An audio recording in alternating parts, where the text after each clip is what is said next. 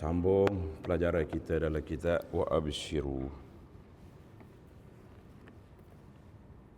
Kita Wa Abshiru masih lagi dalam bab kejiranan, kewajipan terhadap jiran.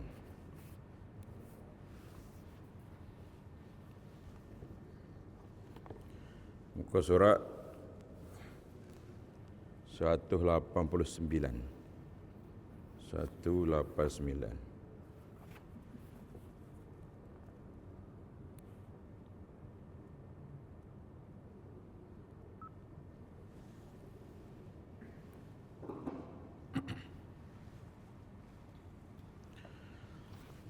Bismillahirrahmanirrahim.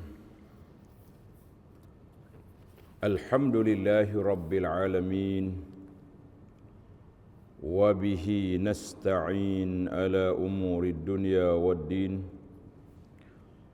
والصلاة والسلام الأتمان الأكملان على حبيبنا وقدوتنا محمد بن عبد الله وعلى آله وصحبه ومن سار على نهجه واهتدى بهديه واستنى بسنته إلى يوم الدين أما بعد. Yang dihormati pengurusi, tuan-tuan imam, ahli yang terkuasa Masjid Sayyidina Abu Bakar As-Siddiq, semua para pencinta ilmu sekalian, Assalamualaikum warahmatullahi wabarakatuh. Alhamdulillah, syukur kita kepada Allah Azza wa Jalla. Pada hari ini 14 hari bulan 6 2026 bersamaan dengan 28 Zulhijjah 1447, kita dapat teruskan pengajian kita dalam kitab Wa Abshiru,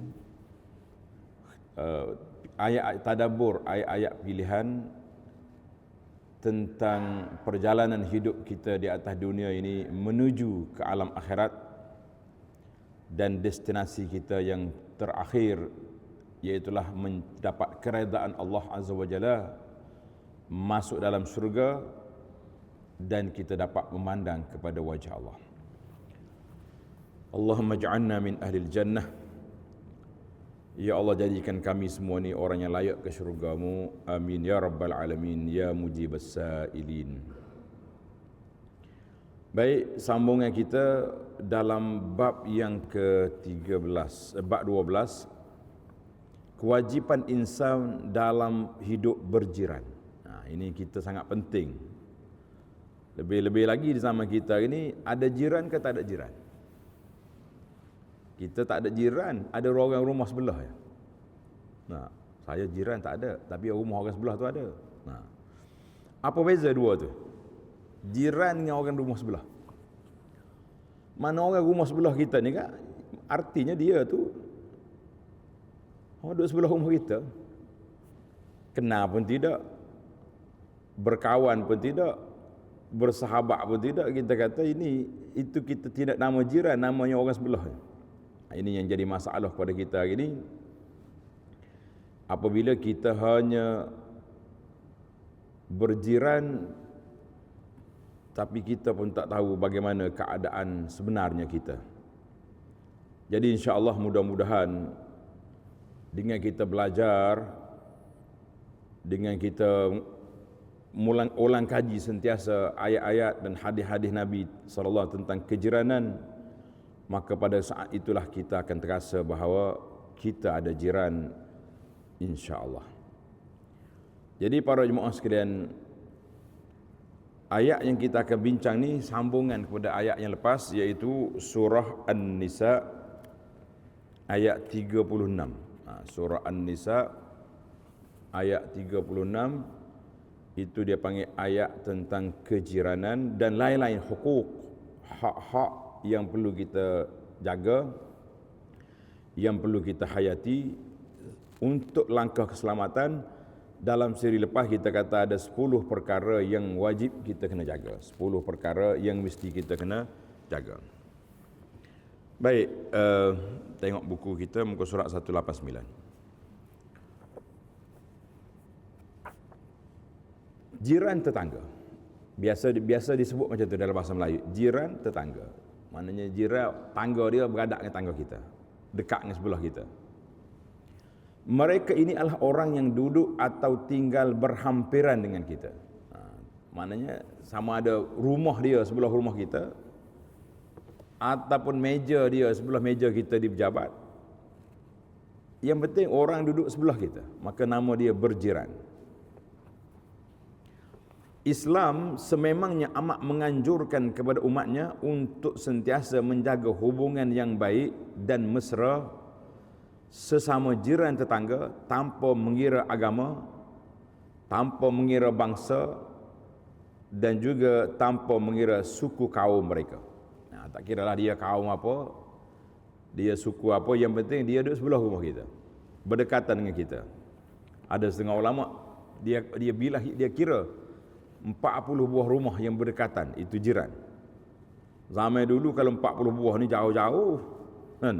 Zaman kita ini 40 buah sekeliling ya, sebab taman perumahan itu penuh dengan rumah orang. Jadi alhamdulillah pada jemaah sekalian, kita tak usah duk carilah berapa rumah apa yang penting orang ni duduk sebelah kita, dekat dengan kita, maka tanggungjawab kita lah untuk menjaga hak mereka dan mereka juga kena jaga hak kita, dan dengan adat-adat ataupun dia panggil SOP yang kita akan sebut dalam kitab kita ni insya-Allah. Hal ini banyak diingatkan oleh Rasulullah sallallahu alaihi wasallam melalui ayat Al-Quran dan hadis-hadisnya yang menyeru agar berbuat baik kepada jiran tanpa mengira fizikal ataupun asal usul. Tak ada kira. Tak kiralah dia orang Arab ke, orang Rohingya ke, orang apa dia. Yang penting kalau dia jiran kita, dia baik, maka kita kena kira. Masalah dia dengan imigrasi itu cerita lain. Jadi kita kadang-kadang marah ke bangsa ni melampau sangat, jangan. Antara firman Allah Ta'ala yang menuntut agar berlaku baik kepada jiran ada dalam surah An-Nisa ayat 36.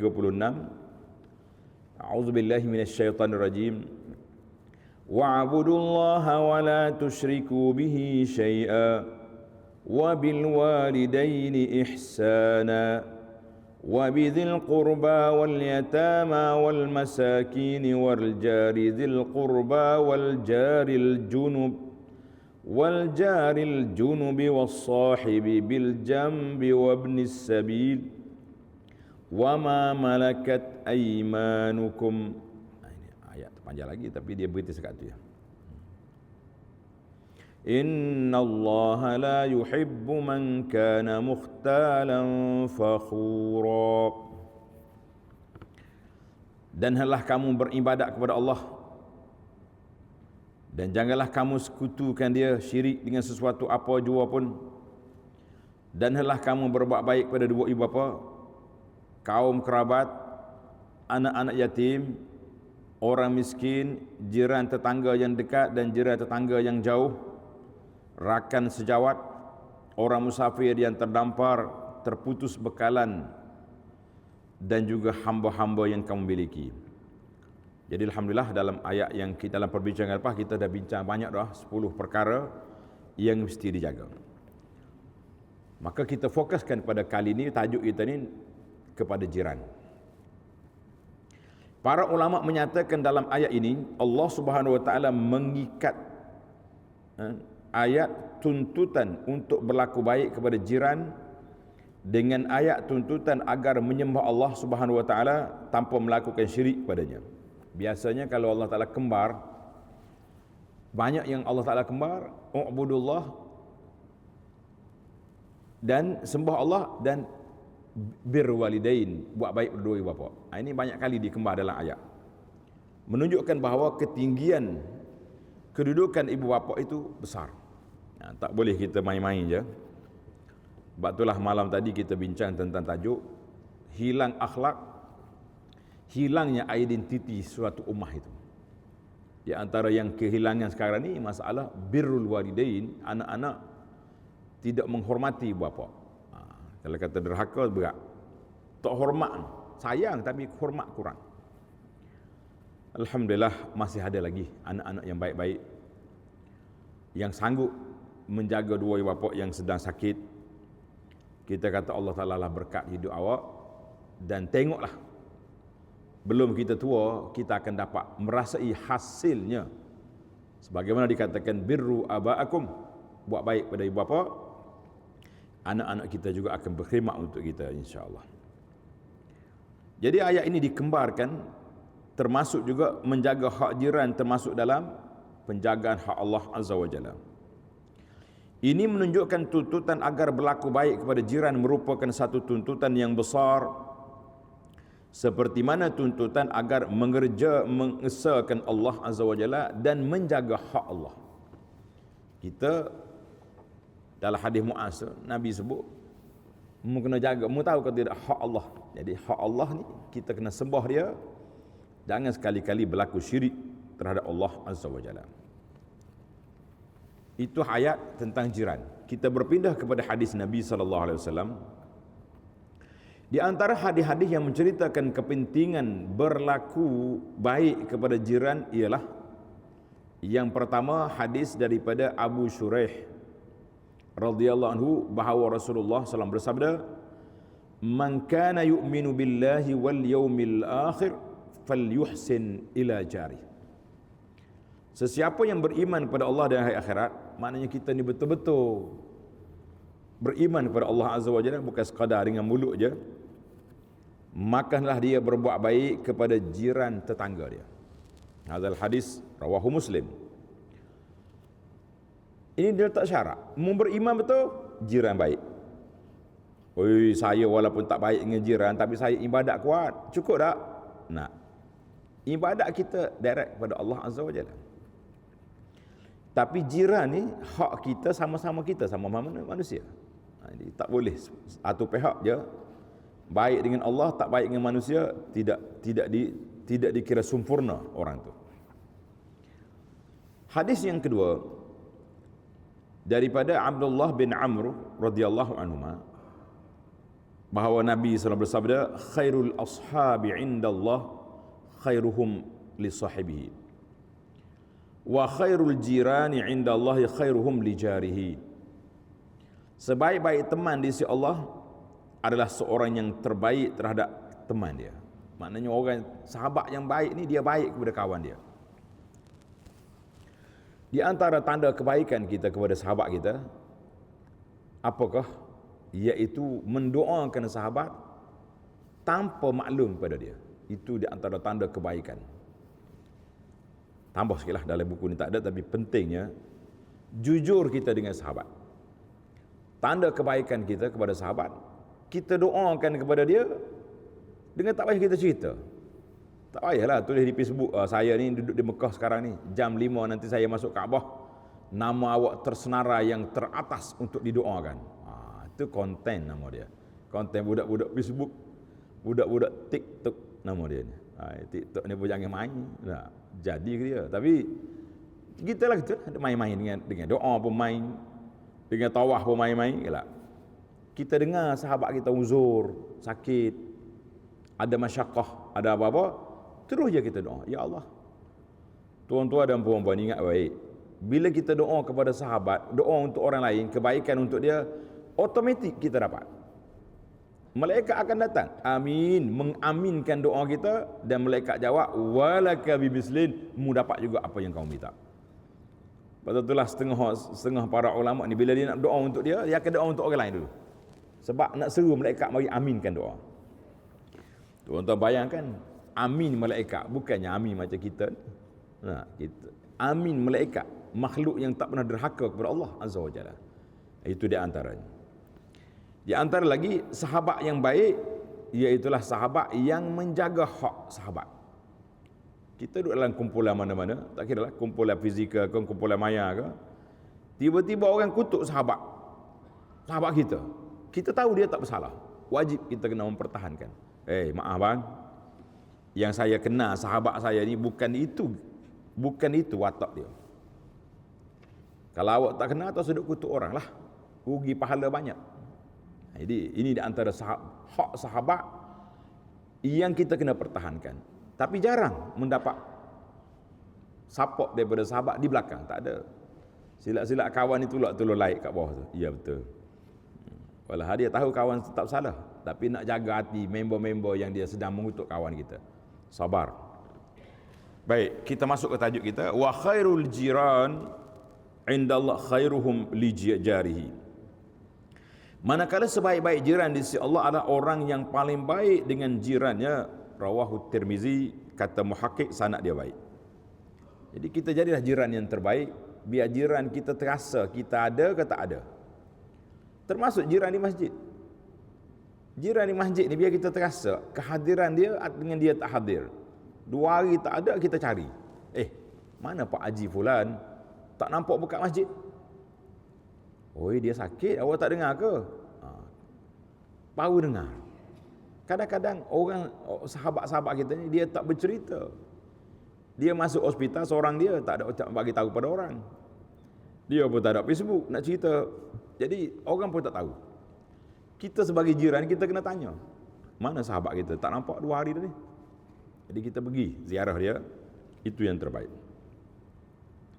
Hadis yang ketiga daripada Abdullah bin Umar radhiyallahu anhuma, sabda Nabi sallallahu alaihi wasallam, ma zala Jibril yusini bil jar hatta zanantu annahu sayuwarrithuhu.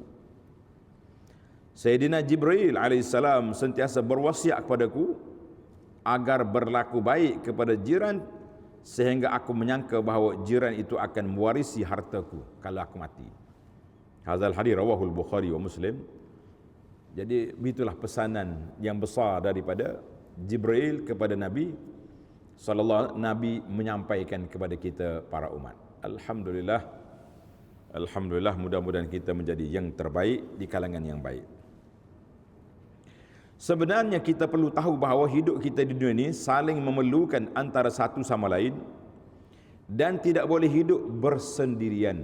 Mana manusia boleh. Kerana itulah agama kita menganjurkan umatnya untuk sentiasa menjaga hubungan yang baik sesama manusia, terutamanya kepada orang yang dekat dengan kita. Bermula daripada ibu bapa, adik-beradik, kaum kerabat, jiran tetangga. Ini kerana jiran umpama saudara yang dekat dan berada pada kedudukan yang paling mudah untuk berhubung dan memohon pertolongan. Jadi sebab dia ada sebelah kita. Saya ada adik-beradik 10 orang tapi jauh-jauh duduk. Kalau kita nak emergency, nak minta tolong, 2 jam lagi baru sampai dia orang. Tapi jiran sebelah ni dalam masa 5 minit mereka boleh bantu. Lebih-lebih lagi zaman kita ini penyakit semuanya auto. Rebah dah dia tu. Kenapa? Jantung. Dia ni macam-macam perlu pada bantuan, maka orang yang paling dekat dengan kita jiran. Maka dengan itu dalam syariat kita ini membahagikan jiran kepada 3 kategori. Kita kenal hari ni jiran kita ada berapa hak. Jiran terbagi kepada 3 kategori. Yang pertama, jiran yang Muslim dan ada hubungan darah dengan kita. Muslim, Islam, keluarga kita. Dia panggil silaturahim. Maka orang ni ada berapa hak. Jiran sesama Muslim yang punya hubungan persaudaraan ialah saudara terdekat kita. Oleh itu, jika kita mempunyai jiran jenis yang pertama ini, mereka berhak mendapat layanan sebagai seorang Muslim. 1. Kerabat, kaum kerabat, hak kekeluargaan. 2. Serta sebagai seorang jiran. 3. Maknanya Islam, anak beranak kita, dia dapat 3 hak. 3 hak. Hak Islam, hak keluarga, hak jiran. Jadi orang ni lagi tinggi darjat, kita kena khidmat. Kategori yang kedua, jiran yang Muslim tanpa hubungan darah. Dia Islam tapi dia bukan keluarga kita, bukan anak beranak kita. Dia kata anak beranak juga Ustaz. Ya, dari mana? Dari Tok Adam. Satu dunia ni anak beranak kita belaka, silaturahim belaka. Orang tak kira yang tu. Dia kira anak beranak yang kita boleh boleh cari dia punya nasab keturunan tu. Siapa awak? Tok dia, tok yin dia sama dengan nenek opah kita, itu baru dipanggil keluarga. Kalau dia kira habis dengan Nabi Adam, tak ada orang dalam atas dunia ni. Maka yang ni jiran Muslim tapi bukan anak beranak, maka dia dapat 2 hak. Walaupun mereka bukan terdiri pada darah daging atau saudara kita, Tetapi kita perlulah menghormati mereka dan sentiasa bersikap baik kerana mereka mempunyai hak sebagai seorang Muslim dan sebagai seorang jiran. Jadi dua hak dia ada. Kategori yang ketiga, jiran yang non-Muslim. Jadi oleh kerana dia ni jiran kita, jangan kata kafir. Jiran saya kafir. Tak comel. Kita kata non-Muslim, belum Islam. Jiran yang bukan beragama Islam tidak boleh dianggap sebagai musuh selagi dia tidak bermusuh dengan kita. Jadi kafir banyak jenis. Ada kafir yang baik, bahkan lebih baik daripada keluarga kita sendiri pun ada. Tapi dia tidak Islam agama. Hal ini kerana mereka tetap mempunyai hak sebagai seorang jiran, hak kejiranan. Oleh itu kita masih perlu menghormati mereka dan tidak menyakiti mereka, bahkan buat baik pada mereka. Buat baik. Kalau kita masak makanan yang sedap-sedap tu boleh holok ya ke jiran.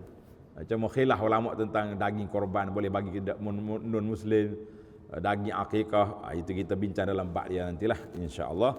Sekarang ni kita nak bincang tentang hak jiran. Jadi ada 3 kategori. Jiran non-Muslim, maka dia dapat hak kejiranan.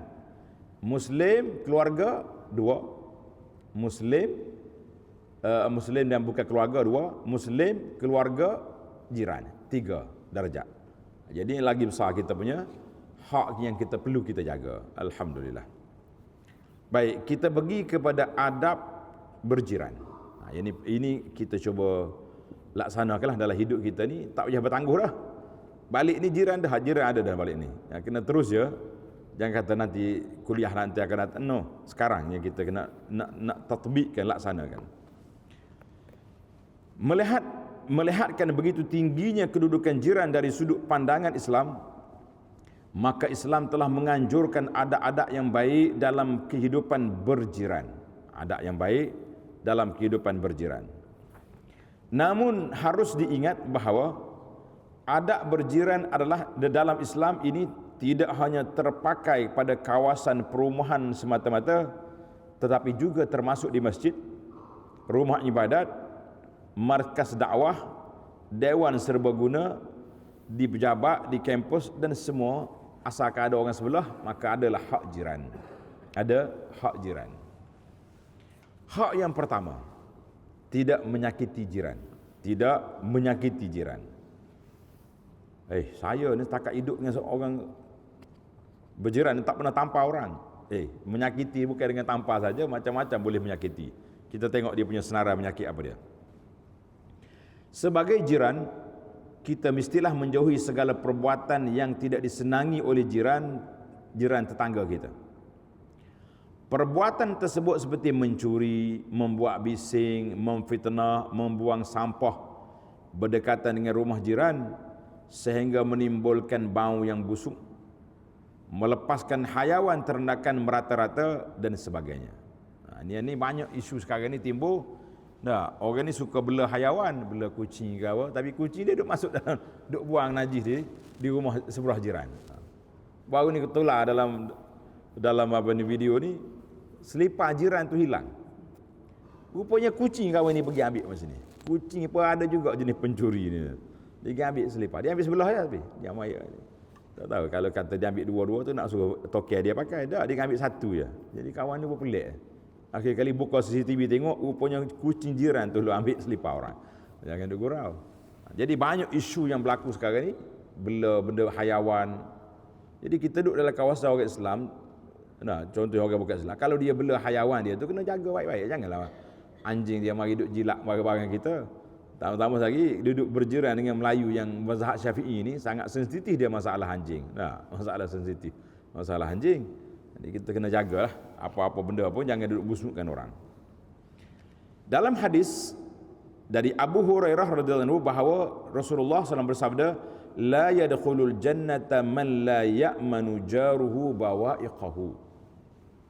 Tidak akan masuk syurga secara mudah-mudah orang yang jiran tetangganya tidak aman dari bahayanya.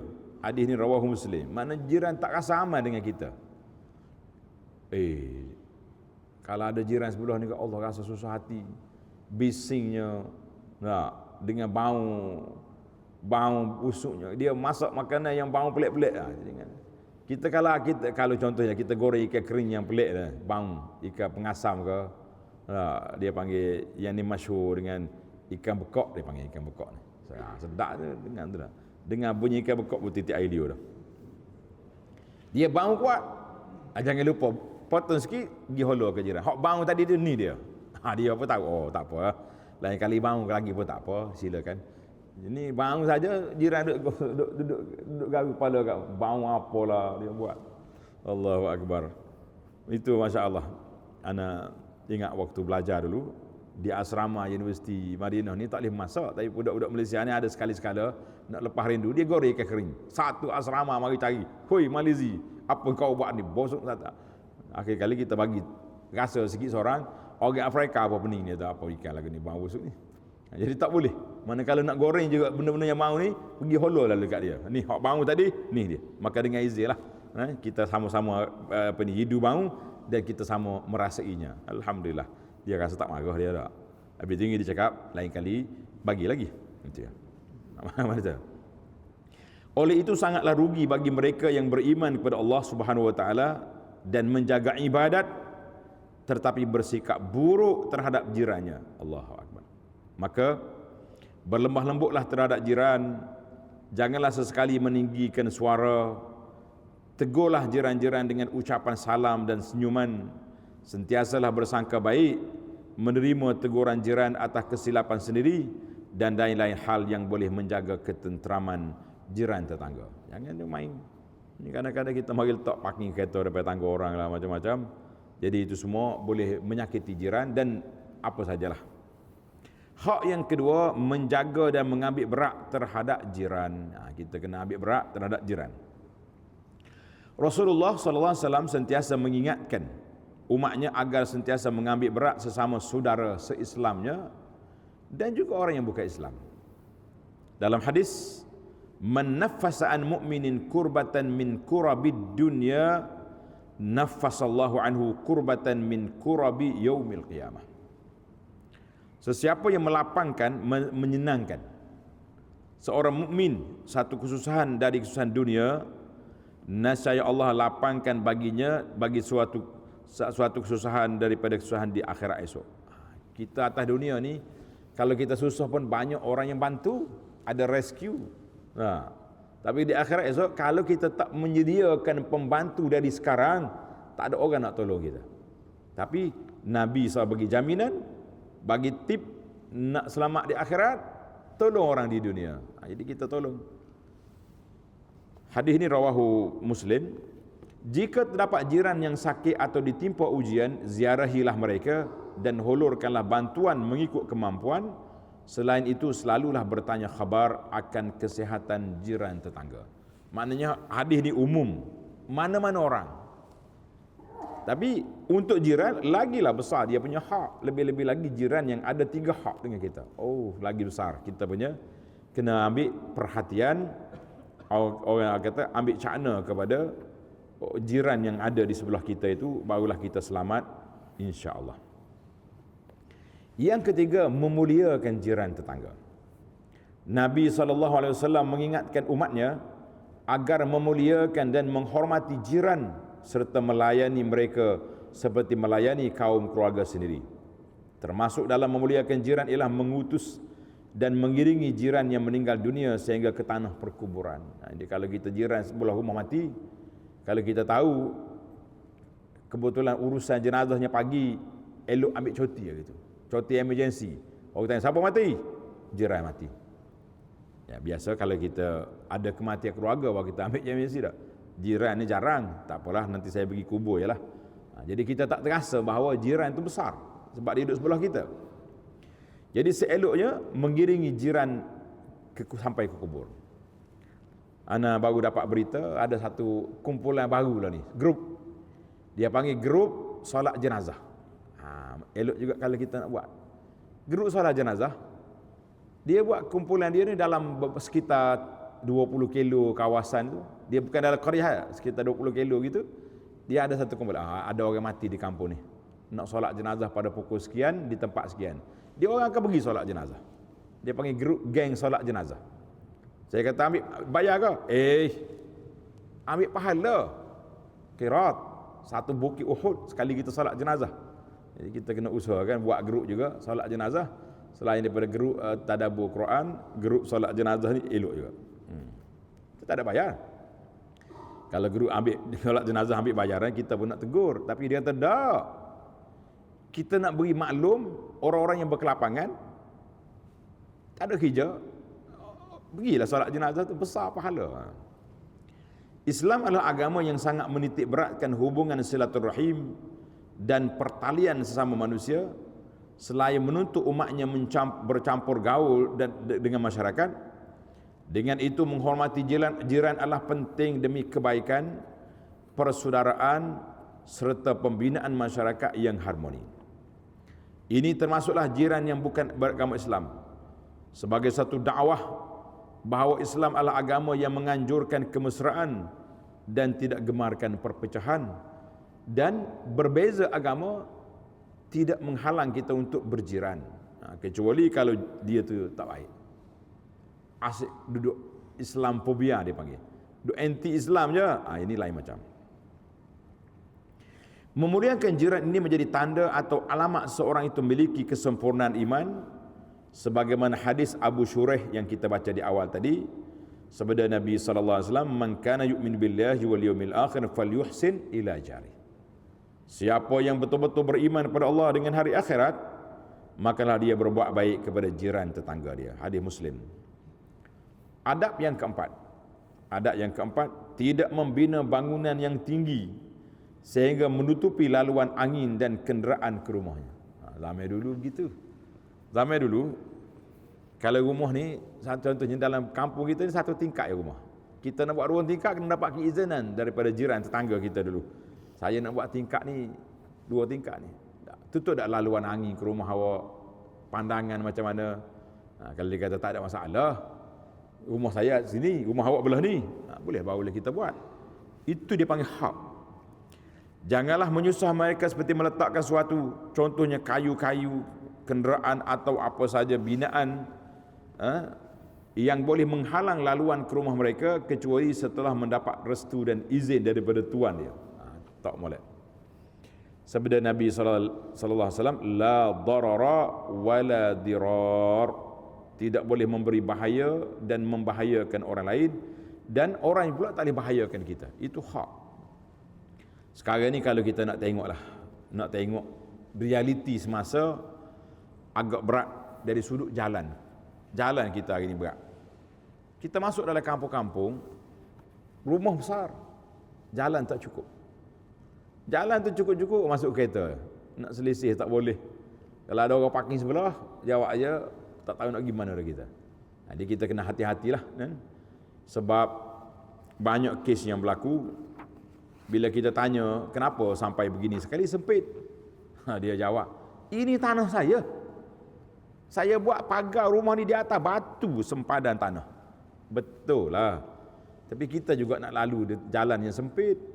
Apa salahnya kalau tanah masih luas, kita bagi 1 meter lagi ke 2 meter masuk ke dalam untuk jalan raya.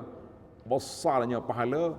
Berapa ramai orang lalu di atas jalan kita, orang pergi masjid, orang pergi sana sini, orang pergi cari rezeki, anak-anak sekolah, lalu semua pahala kita raih ketika kita sudah berada di dalam tanah, kita mendapat pahala hasil tanah. Tapi apa boleh buat, masing-masing berkeras di atas nama ini hak dia. Tapi kalau sistem baru ni nak pecah load untuk buat tanah ni, bangunan ni, dia sudah gazet kan, ini jalan, rizak jalan, jangan ambil. Setengah orang ni tengok jalan tu luas sangat, dia pergi tanam pokok pula je lah tu. Macam-macam pula. Orang buat jalan untuk selesaian, kereta boleh berselisih, kalau nak parking sebelah pun boleh. Nah, ni tidak pergi buat pagar pula untuk dia tanam pokok. Kata jangan. Itu hak orang. Kita tak boleh ambil hak orang, termasuk hak jiran tu, jangan duk ambil. Nasihat menasihatilah kita.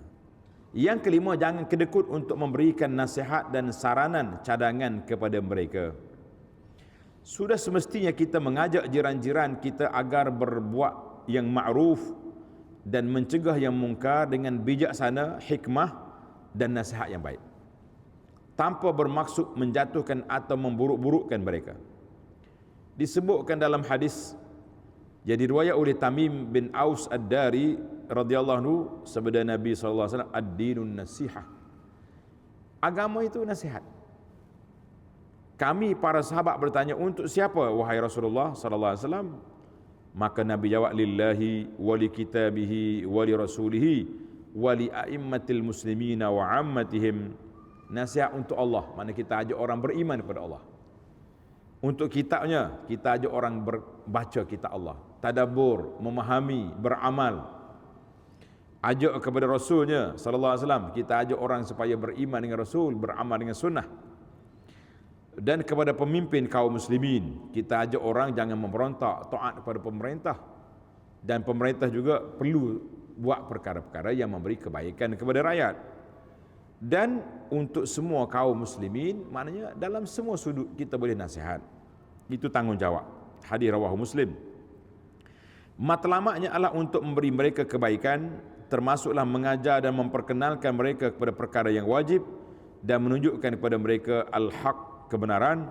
Nasihat di sini umum untuk perkara dunia dan juga di akhirat. Jadi kalau tengok jiran kita tu lara, pergi masjid pun tidak, petang-petang pukul 6 orang lain duk bersiap nak mandi pergi masjid, dia mula duk berlari depan tangga.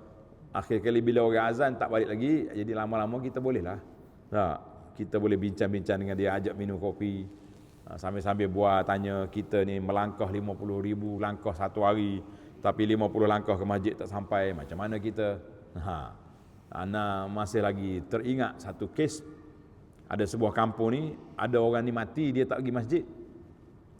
Dia tak pergi masjid. Dia sihat, tak pergi masjid. Akhirnya mati. Bila mati, ahli jawatan kuasa qaryah bersimpatilah dengan dia. Ginilah dia tu. Dia tak pergi waktu sendiri, kita bawa dia ke masjid bila dia mati. Imam tunggu-tunggu sampai habis waktu yang dijanjikan, waktu asar janji. Tak datang mayat.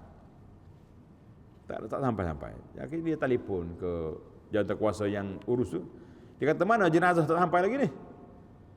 Dia kata, kita memang nak ambil jenazah pergi ke masjid, tapi anak dia cakap, arwah ayah dia ni waktu hidup pun tak pergi masjid, kalau mati kenapa kita nak bawa pergi? Malu dengan imam, solat sini bawa kubur. Ingat baik-baik tuan-tuan, masjid ni kalau hidup tak nak pergi sendiri, mati pun orang tak nak bawa pergi. Masya Allah, tabarakallah. Jangan duk sedap, tak apalah, mati orang bawa, mati pun orang tak nak pergi. Saya terkejut bila dengar cerita ni. Kita kata Masya Allah, cerdik orang kampung ni. Dia kata, buat apa buat pergi masjid? Waktu dia hidup dia tak pergi, mati menyusah kita nak pergi, buat malu imam dia tu. Baik, kita hantar ke kubur, kita selesaikan dia, serahlah dia kepada Allah Azza wa Jalla. Baik. Yang keenam, adab yang keenam, sabar atas perilaku kurang baik mereka.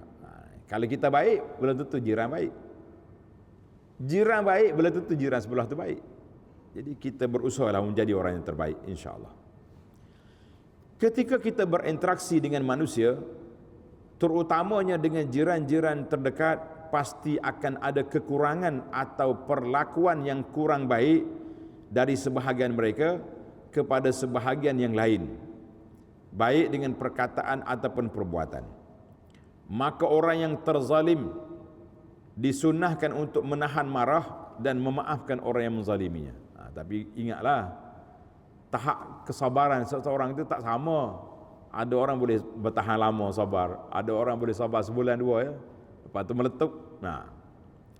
Allah Ta'ala berfirman, wallazina yajtanibuna kaba'iral ismi wal fahsyahi wal fawahish wa iza ma ghadibu hum yaghfirun.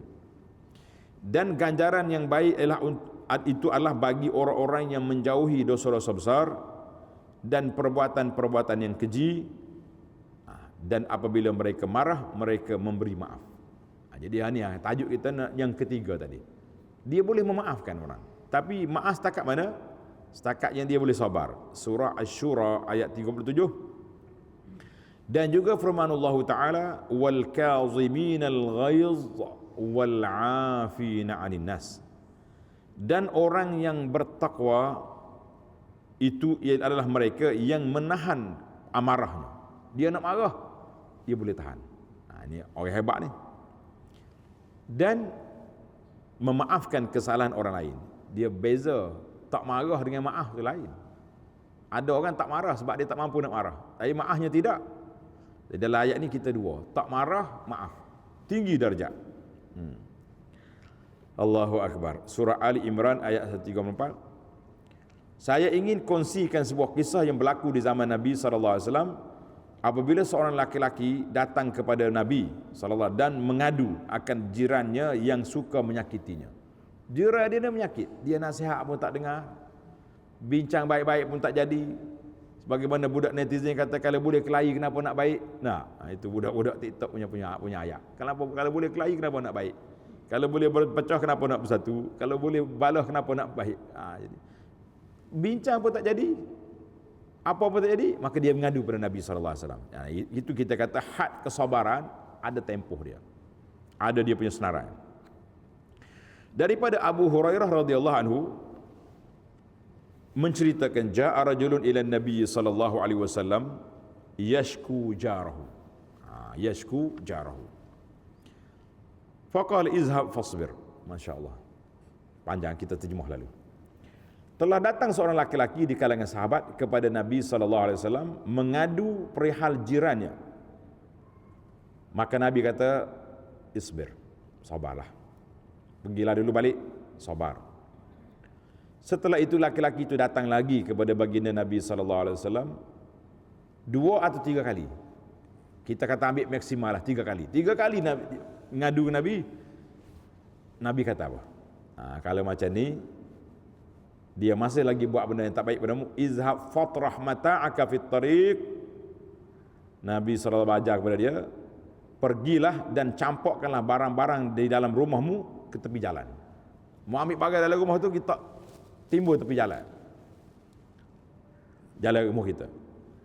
Lalu laki-laki tersebut kemudian mencampakkan barang-barang rumahnya ke jalan, sehingga menyebabkan orang bertanya kepadanya, kenapa ni? Apa sebab mengamuk pagi-pagi ni? Dia nak cari perhatian. Fayukhbiruhum khabarahu, dia pun cerita apa yang berlaku. Ni jiran saya ni, pelik. Allahu Akbar. Jadi orang bila mari dah viral dah cerita ni, sekarang ni tak payah pergi. Itulah menyepakat komen dalam Facebook pada dah tak lena tidur dah dia. Bila jiran mari, orang lain mari tengok, kenapa awak ni? Apa yang buatkan pak cik ni sampai dia angkat semua barang sini?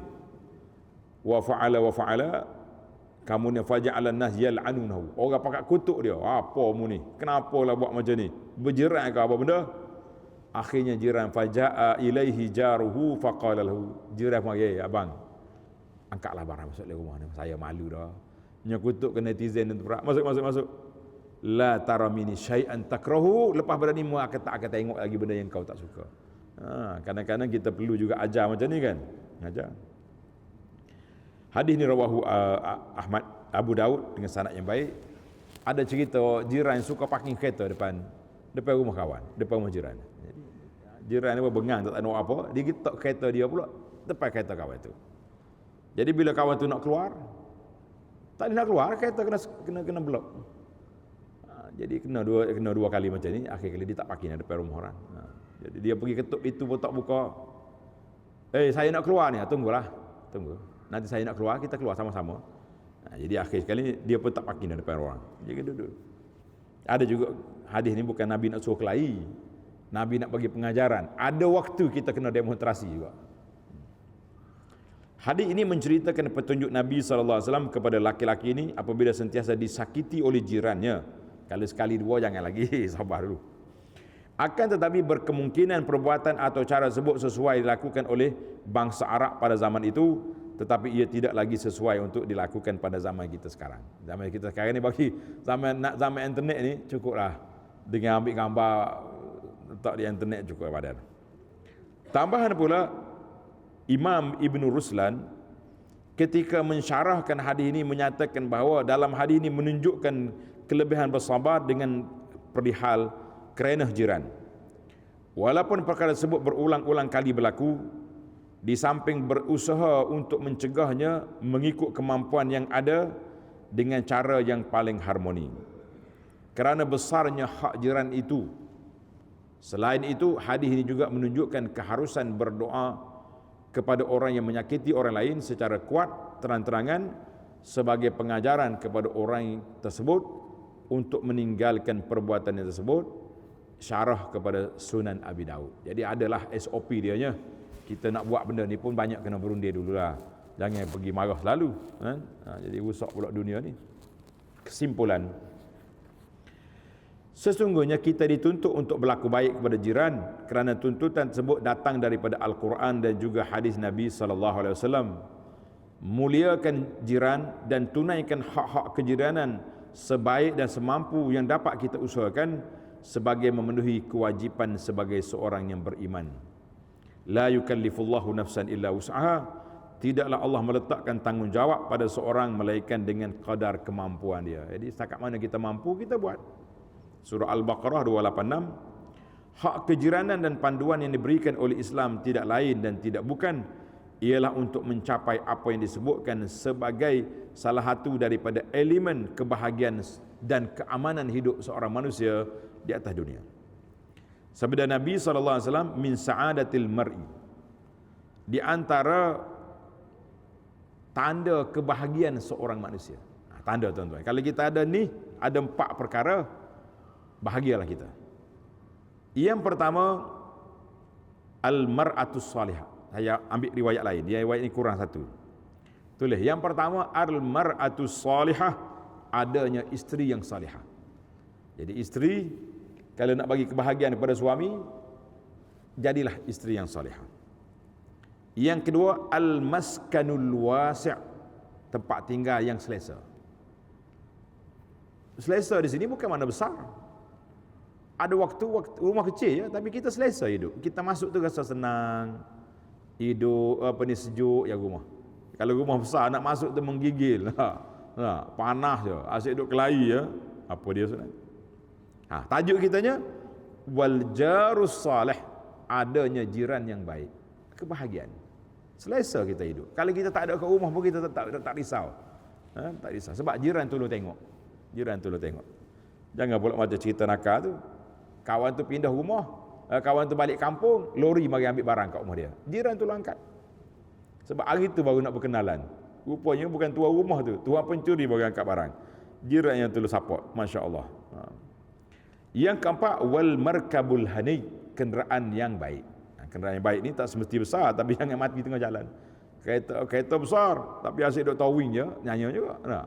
Lebih lagi kita duduk di raya ni susah hidup. Jadi tanda min sa'adatil mar'i, tanda kebahagiaan manusia ni ada 4 perkara ni. Alhamdulillah, isteri yang salihah, rumah yang selesa, jiran yang baik, kenderaan yang baik. Jadi kita kata alhamdulillah, mudah-mudahan kita ada semua. Hadis ini dalam riwayat Al-Bukhari dalam Adabul Mufrad dengan sanad yang baik.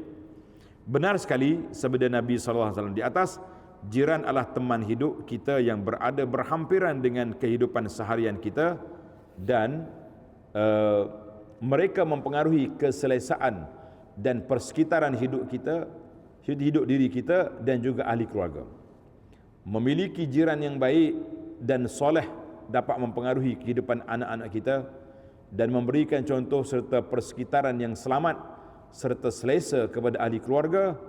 Sebaliknya, jika kita dapat jiran yang bermasalah, yang membuat bising siang dan malam serta membuat sampah merata-rata, memelihara haiwan, duduk mari duduk kacau rumah kita, maka kita tak akan tenang hidup macam ni. Tidaklah bergelar muslim yang baik dan benar apabila seorang itu memiliki nama terkenal dan berceramah atau melakukan dakwah ke masjid-masjid dan rumah orang lain, sedangkan jirannya sendiri tidak didakwah dan kewajipan kepada ahli keluarga dan jiran yang berhampiran pun tidak dipenuhi. Jangan kita sibuk tolong sana sini, kena tengok, intai tengok jiran sebelah kita apa keperluan yang perlu ada. Perlu bantuan nasihat, perlu keuangan, perlu kasih sayang, kena kita tolong. Islam itu sesungguhnya mementingkan hubungan kemanusiaan yang baik. Ia menghimpunkan keimanan kepada Allah dan hari akhirat dengan kelakuan baik serta akhlak dan budi pekerti mulia terhadap hamba-hamba Allah yang lain. Marilah kita sama-sama menjadi jiran yang baik dan sentiasa berdoa kepada Allah dengan doa yang diajarkan oleh Nabi sallallahu alaihi wasallam. Kita ajar, kita ijazahkan doa ni pagi ni. Kan? Ikutlah kau. Allahumma inni a'udzu bika min yaumis su wa min lailatis su wa min sa'atis su wa min sahibis su wa min jaris su fi daril muqamah. Boleh kata Allahumma inni a'udzu bika min yaumis su wa min lailatis su wa min sa'atis su wa min sahibis su wa min jaris su fi daril muqamah. Maksud dia, ya Allah, sungguhnya aku berlindung padamu dari hari yang buruk. Mana hari yang buruk ni hari banyak bencana lah, na'udzubillah.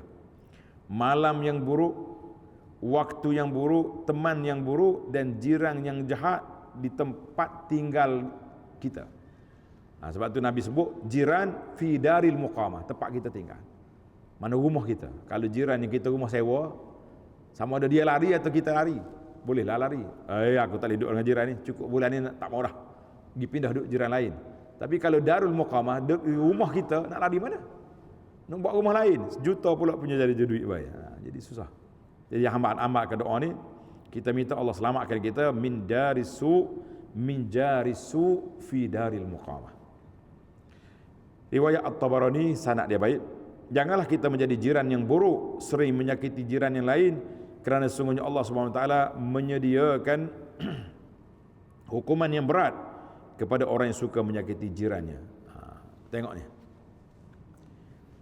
Seorang Sayyidina Abu Hurairah radhiyallahu anhu menceritakan bahawa ada seorang mari tanya Nabi sallallahu alaihi wasallam tentang, ya Rasulullah, inna fulanah yuzkaru min kasrati salatiha wa siyamiha wa sadaqatiha.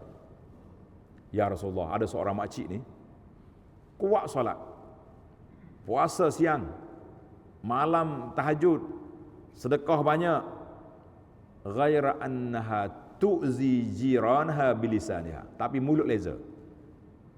Kalau nak tengok, kalau pada kita, pada pandangan zahir kita, dia ni ahli syurga ni, mulut tu okey lah, sekali-sekala kita sumpah. Nabi kata tak, walaupun dia solat banyak, puasa banyak, itu dia dengan Allah, itu hubungan dia dengan Allah. Tapi dia gagal, fail hubungan dia dengan makhluk. Sebab apa? Dia suka menyakiti jirannya dengan lidah dia. Nabi kata apa? Hiya finnar, orang ini tetap dalam neraka walaupun dia solat banyak. Manakala itulah kita kata kita ni kadang-kadang baik dengan Allah tapi gagal dengan makhluk Allah. Tak betul. Ada orang baik dengan makhluk, baik dia dengan orang, kita tengok dia nampak macam wali besar, tapi tak baik dengan Allah. Dia baik, charity saja sendiri, tapi tutup aurat tak mau. Kalau tengok, cik, tutuplah aurat tu, nak NGO pun hati baik, no. Kita kata awak baik dengan makhluk, tak baik dengan Allah, tak boleh. Nak baik dengan Allah, baik dengan makhluk, barulah kita selamat. Mari pula soalan, inna fulanatan yuzkaru min qillati siyamiha. Sebaliknya pula, ada makcik ni tak banyak puasa, tak banyak ibadat, tapi yang wajib tu kena buat lah, jangan salah faham pula. Wala tu'zi jirana, tapi dia tak menyakiti orang, jiran dia semua sayang dengan dia. Nabi kata hiya fil jannah, orang itu tak masuk dalam syurga. Hadzal hadis rawahu Ahmad bi sanadin hasan. Kita berdoa kepada Allah Subhanahu Wa Taala dengan namanya yang maha indah, dengan sifatnya yang maha tinggi. Ya Allah, jadikan kita semua dalam kalangan hamba-hambanya yang sentiasa berbuat baik antara sesama manusia, terutamanya kepada keluarga dan jiran tetangga, serta masukkanlah kita ke dalam syurga yang disediakan untuk orang-orang yang bertakwa. Allahumma ja'alna minal muttaqin waj'alna min ahlil jannati ya rabbal alamin. Wa sallallahu ala nabiyyina Muhammad wa ala alihi wa sahbihi ajma'in walhamdulillahi rabbil alamin. Wassalamu alaikum warahmatullahi wabarakatuh.